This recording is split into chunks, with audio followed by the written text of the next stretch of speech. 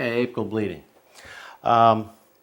In my mind, and I have a different opinion than some others, there's really only two reasons, primary reasons that I will not do a root canal in a single visit. One is I run out of time or patience, or the patient can't deal with any more appointment, or I can't dry the end of the root canal.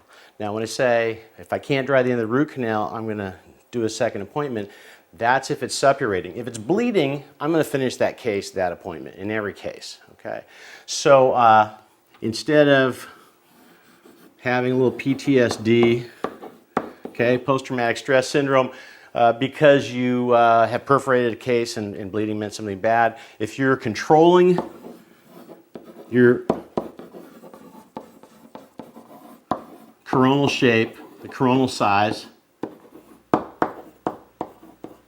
okay, if we're not cutting big fat instruments, Gates, Glidenbergs, and widening the coronal parts of the root canal to do cold lateral condensation, for instance, if we get the coronal shape smaller, we can quit worrying about perforation. If you're using Gates, if you're using files that have continuous 16 millimeters of taper and they get really fat, you need to worry about this a little bit. But we're going to assume that you haven't strip perfed it.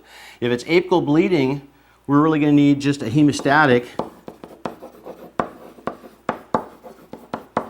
solution, and I recommend ferric sulfate. Okay, ferric sulfate comes in a gingival solution called Hemodent, I think, or there's other names for it. That is typically for 17%. That's for crown and bridge. You want to stop bleeding in the sulcus, you don't want to hurt the tissue. What we need though is something more definitive, a 30% solution. And this is called Moncel's solution. So call a pharmacy and say I need an ounce of Moncel's solution. You can also buy it as Cutrol. That's the brand name for when you can get through the catalogs. You're going to take a paper point. You're going to put it in ferric sulfate. It takes a while to soak up.